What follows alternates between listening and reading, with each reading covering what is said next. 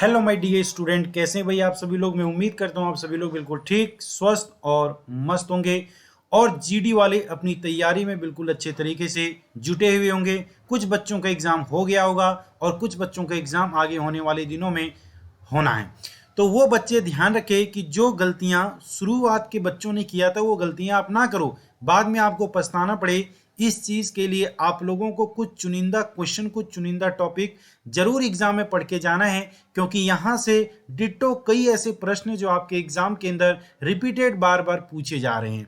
तो मैं रोहित कुमार आप सभी का एक बार फिर से आपके अपने प्रिय channel science brain Rohit Kumar पर हार्दिक अभिनंदन करता हूं। और एसएससी जीडी वालों के लिए मैं जीके जीएस की स्पेशल टॉप 25 क्वेश्चन लेकर के आया हूं, जो 10th और 11 जनवरी के एग्जाम के अंदर पूछे गए हैं और उससे रिलेटेड और कैसे प्रश्न जो आपके एग्जाम में पूछे जा सकते हैं। तो पूरी वीडियो का जरूर देखना, बाद में आपको पछताना ना पड़े, इसलिए मैं आप सभी बच्चों के सामने ये सारी बातें कह रहा हूं। तो चलिए बिना समय गवाए, बिना देरी किए हम स्टार्ट कर देते हैं अपने इस टॉपिक को। बट यदि आप सभी लोग इस चैनल पर पहली बार आए तो चैनल को सब्सक्राइब करेंगे, बेल आइकन के बटन को दबाएंगे और अपने सभी दोस्तों के पास ज्यादा से ज्यादा सेशन को शेयर कर देंगे। ठीक है बच्चे, चलिए। तो सबसे पहला क्वेश्चन ये आपके सामने स्क्रीन पर आ रहा है, एशियाटिक सोसाइटी का संस्थापक कौन था। आपको बताना कि एशियाटिक सोसाइटी का संस्थापक कौन था। तो ऑप्शन ए है विलियम्स कैरी, ऑप्शन बी है विलियम जॉन, ऑप्शन सी है David Hare and option D है मार्समैन। तो आप याद रखेंगे इसका करेक्ट आंसर है विलियम्स जोन्स। विलियम्स जोन्स को एशियाटिक सोसाइटी का संस्थापक माना जाता है। ठीक है, चलिए नेक्स्ट क्वेश्चन की तरफ बढ़ते हैं।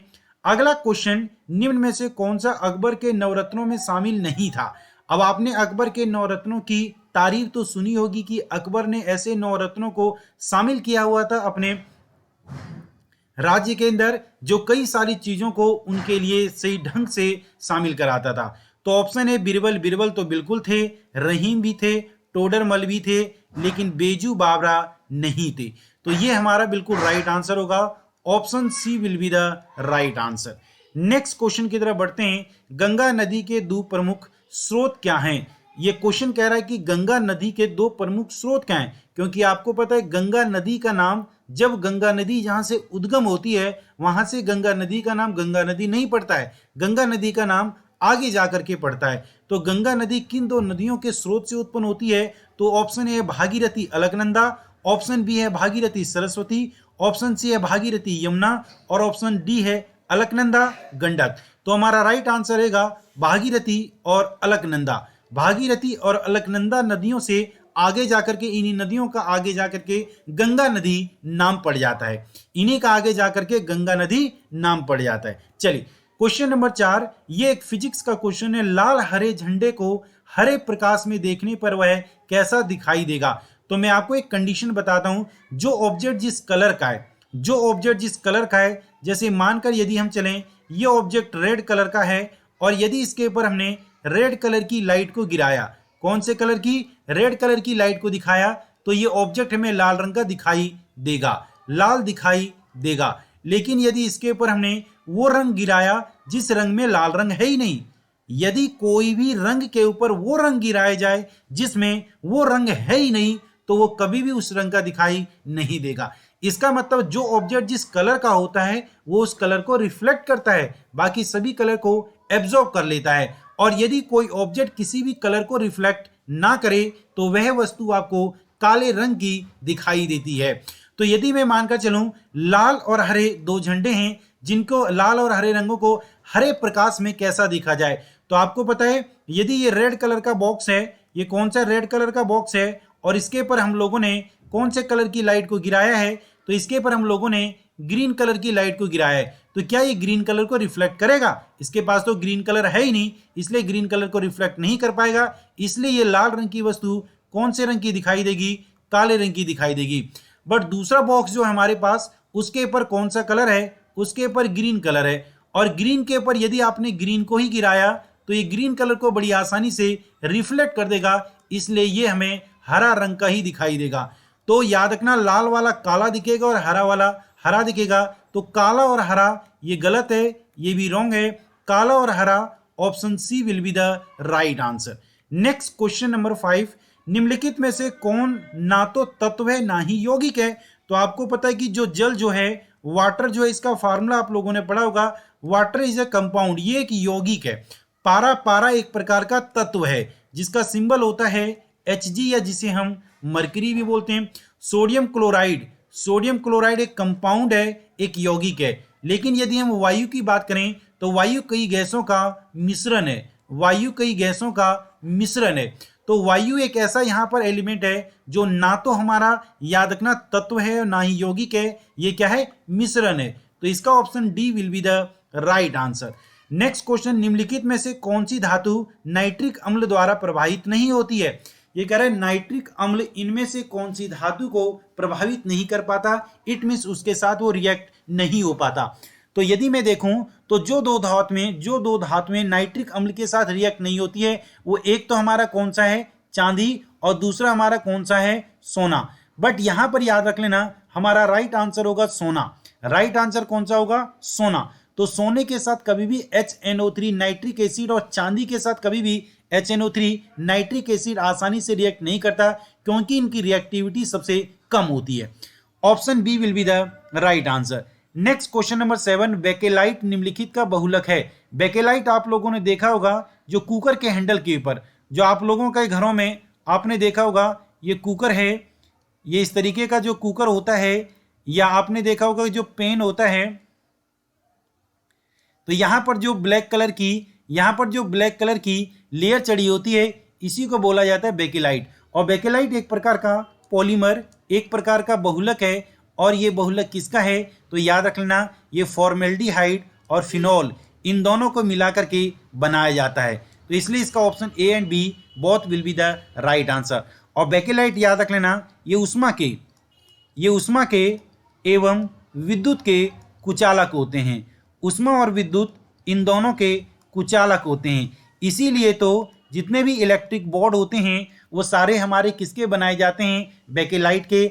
या कुकर के ऊपर जो हैंडल होता है, जो ब्लैक कलर का मटेरियल लगा होता है, वो भी किसका बना होता है, बेकेलाइट का। यहाँ वो हीट कंडक्टिविटी ना हो इसलिए यूज किया जा रहा है, और वहाँ इलेक्ट्रिकल कंडक्टिविटी ना हो इसलिए यूज किया जाता है। तो इसलिए इसका option C will be the right answer. दो समतल दर्पणों की सहायता से किसी वस्तु के 3 प्रतिबिंब प्राप्त करने के लिए दर्पणों के बीच में कितना कोण होना चाहिए? तो जनरली आप लोगों को पता होना चाहिए, दो समतल दर्पणों के बीच में यदि हम नंबर ऑफ इमेज की संख्या को काउंट करें तो इसके लिए फार्मूला होता है 360/थीटा माइनस का 1। अब ये कह रहा है कि यहां पर हमें क्या कैलकुलेट करना है, 3 प्रतिबिंब। तो प्रतिबिंबों की संख्या दे दी है 3, ये 360 और डिवाइड बाई थीटा, ये माइनस का 1। अब माइनस का 1 इधर आकर के किसका हो जाएगा, प्लस का 1 हो जाएगा। और ये 360 डिवाइड बाई थीटा, 3 और 1 कितना हो गया 4, ये 360 डिवाइड बाई थीटा। अब याद रखना हमें यहां से करना है theta is equal to 360 divide by 4। इसको डिवाइड करोगे तो कितने डिग्री का एंगल आ जाएगा, 90 डिग्री का। तो option C will be the right answer. Next question है, संयुक्त राष्ट्र संघ के सुरक्षा परिषद में कितने सदस्यों को वीटो का अधिकार प्राप्त है? तो 5 ऐसे हमारे कंट्री है, 5 ऐसे देश हैं जिन देशों को वीटो पावर दी गई है। तो याद रखना जब भी कोई भी देश के अंदर सुरक्षा परिषद के अंदर कोई भी नया रूल और रेगुलेशन यदि लागू होता है तो उस रूल और रेगुलेशन को अप्लाई करने के लिए इन 5 का मतदान होना कंपलसरी है, तब जाकर के वो रूल फॉलो किया जाता है। तो 5 ऐसे हमारे देश हैं जिन देशों को वीटो पावर का अधिकार दिया गया है, 5 कंट्री को। लेकिन याद रखना इसमें हमारा भारत नहीं है। अगला है मीनामकम अंतरराष्ट्रीय हवाई अड्डा कहाँ है? तो ये मीनामकम अंतरराष्ट्रीय हवाई अड्डा चेन्नई में है। इसके नाम से ही आपको पता चल रहा होगा, मीनामकम हवाई अड्डा चेन्नई में है। नेक्स्ट प्रश्न, चंबल नदी पर स्थित जलाशय किस नाम से जानी जाती है? तो चंबल नदी पर जो जलाशय पाया जाता है वो जलाशय किस नाम से जाना जाता है? तो याद रखना इस जलाशय को बोला जाता है गांधी सागर। इसे हम गांधी सागर के नाम से जानते हैं। किस नाम से? Gandhi Sagar. Option A will be the right answer. Question number 12, इनमें से कौन से जोड़े का मिलान सही नहीं है? तो नेवली में क्या लोहा पाया जाता है? बिल्कुल नहीं। राउरकेला में क्या अभ्रक पाया जाता है? बिल्कुल नहीं। झरिया में क्या कोयला पाया जाता है? बिल्कुल भाई, झरिया कोयले के फेमस के लिए है जो धनबाद इलाके में मौजूद है। दूसरी एक और बात, इसी के बीच पर एक फिल्म आई थी जो आप लोगों ने देखा होगा, ठीक है, गैंग ऑफ वासीपुर। तो गैंग ऑफ वासीपुर जो मूवी बनी है वो कोयले की ट्रेजेडी के ऊपर बनी गई है कि कोयले की कैसे चोरी होती है, कोयले का कैसा गोरख धंधा स्टार्ट होता है। तो option C will be the right answer. और हजारीबाग में भूरा कोयला नहीं मिलता है, इस बात की आप लोग याद रखना। इंसुलिन हार्मोन का उत्पादन कहाँ होता है? अब आपको होता है इंसुलिन हार्मोन हमारे पेनक्रियाज से स्टार्ट होती है। किससे? ये पेनक्रियाज से स्टार्ट होती है। किससे स्टार्ट होती है? पेनक्रियाज, या बोले तो अग्नाशय से स्टार्ट होता है। कहां से? ये अग्नाशय से स्रावित होता है, जो किसको कंट्रोल करता है? जो शुगर को कंट्रोल करता है। जो किसको कंट्रोल करता है? शुगर को कंट्रोल करता है। और जब ये कंट्रोलेशन में नहीं होता तब हम शुगर के पेशेंट हो जाते हैं। तो पेनक्रियाज, पाचक ग्रंथि गलत, pancreas option B will be the right answer. Next question number 14, greenhouse प्रभाव किस गैस के कारण होता है? तो आपको पता है कि ग्रीन हाउस प्रभाव में कई सारी गैसें अपना रोल प्ले करती है, जिन गैसों में सबसे पहला और सबसे ज्यादा रोल प्ले करती है कार्बन डाइऑक्साइड कार्बन डाइऑक्साइड, इसके बाद सेकंड नंबर पर आता है मीथेन, और इसके बाद थर्ड नंबर पर आता है क्लोरोफ्लोरोकार्बन, और इसके बाद फोर्थ नंबर पर आता है नाइट्रस ऑक्साइड जिसे हम लाफिंग गैस भी बोलते हैं, और उसके बाद है हमारे पास लास्ट वाटर वेपर। तो ये 5 ऐसे मटेरियल है जो पृथ्वी के वायुमंडल में मौजूद रह करके पृथ्वी के वायुमंडल को लगातार गर्म करते जा रहे हैं, जिसके कारण से पृथ्वी का वायुमंडल लगातार बढ़ता जा रहा है। तो ऐसी गैसें जिस भी वायुमंडल में अवेलेबल होगी वो सारी की सारी गैसें पृथ्वी के वायुमंडल या किसी भी इन्वायरमेंटल के अंदर लगातार गर्म करती जाएगी। तो option A nitrogen is a coolant gas, तो ये रॉन्ग होगा। ऑक्साइड तो है ही नहीं, carbon dioxide will be the right answer. तो हाइड्रोजन एक गर्म गैस है, बट एक बात याद रख लेना, ये किसी की गर्मी को एब्जॉर्ब नहीं करती, ये खुद ही गर्म है। तो option C will be the right answer. Next question number 15, ये मोस्ट इंपॉर्टेंट क्वेश्चन है, याद रखना दोस्तों। एसएससी जीडी वालों ध्यान से सुन लो, एसएससी जीडी वालों ध्यान से सुन लो, मोस्ट इंपॉर्टेंट क्वेश्चन है ये। लौह पुरुष के नाम से कौन प्रसिद्ध थे? तो लौह पुरुष के नाम से हमारे प्रसिद्ध थे सरदार वल्लभ भाई पटेल, जिन पटेल की मूर्ति आप लोगों ने गुजरात में देखी होगी, जिनकी मूर्ति गुजरात में नरेंद्र मोदी के द्वारा नरेंद्र मोदी ने स्थापित करवाया, और वो मूर्ति स्टैचू ऑफ यूनिटी के नाम से जाना जाता है। स्टैचू ऑफ यूनिटी के नाम से जाना जाता है, जो भारत की मानकर चले तो सबसे ऊंची मूर्ति बनी हुई है। अब विपिन चंद्रपाल, लाला लाजपत राय, इन 3 ऐसे थे जिन तीनों को, जो हमारे नरम दल के थे, जिन तीनों को हम बोला जाता है क्या? तो आपने पढ़ा होगा कि विपिन चंद्रपाल, लाला लाजपत राय, बाल लाल पाल, क्या इनको बोलते थे? बाल लाल पाल, जो नरम दल के नेता थे। बाल का मतलब विपिन चंद्रपाल, लाल का मतलब लाला लाजपत, और पाल का मतलब होता है हाँ विपिन चंद्र पाल, ठीक है। लाल बाल पाल, लाल का मतलब लाला लाजपत राय, और लाल बाल का मतलब क्या हो गया? तो याद रखना विपिन चंद्र पाल, ठीक है। लाला लाजपत राय, विपिन चंद्र पाल, और एक थे गोपाल कृष्ण गोखले। तो ये आप लोग याद रख लेना, ये सभी लोग के हमारे नरम दल के नेता थे। अब चलते हैं नेक्स्ट अगले प्रश्न की तरफ। राष्ट्रकूट वंश का महान शासक कौन था? तो राष्ट्रकूट वंश का महान शासक था गोविंद तृतीय। नेक्स्ट, अभिनव भारत का संस्थापक कौन था? अभिनव भारत के संस्थापक थे वीर सावरकर। कौन थे? वीर सावरकर। नेक्स्ट है क्वेश्चन 18, भारत में दल रहित लोकतांत्रिक प्रस्ताव किसने दिया था? भारत में वो कौन थे जिन्होंने दल रहित लोकतंत्र का प्रस्ताव किसने दिया था? तो ये प्रस्ताव रखा था जय नारायण। किसने? जयप्रकाश नारायण ने। सार्वजनिक क्षेत्र में विनिवेश को क्या कहते हैं? सार्वजनिक क्षेत्र में विनिवेश को निजीकरण कहते हैं। क्या कहते हैं? निजीकरण। नेक्स्ट क्वेश्चन, एक चिकित्सक द्वारा प्रयुक्त होने वाला स्टेथोस्कोप किस परिघटना पर आधारित होता है? तो तो आपने देखा होगा जब डॉक्टर किसी स्टेथोस्कोप को किसी मरीज की नाड़ी पर या उसके हृदय पर रखता है तो हृदय से बार बार धड़कन की आवाज सुनाई देती है। That is called multiple reflection of sound. इसे ध्वनि की तरंगों का बहुपरावर्तन कहते हैं, मल्टीपल रिफ्लेक्शन ऑफ साउंड। भूमध्य सागर का सबसे गहरा भाग कहां पाया जाता है? तो भूमध्य सागर के सबसे गहरे भाग को बोला जाता है एड्रियाटिक सागर। इसको एड्रियाटिक सागर के नाम से जाना जाता है। किसने अंडर 17 सेफ फुटबॉल प्रतियोगिता 2022 का खिताब जीता है? ये याद रख लेना, ये करंट अफेयर्स का मोस्ट इंपोर्टेंट क्वेश्चन है। तो ये है हमारे भारत ने।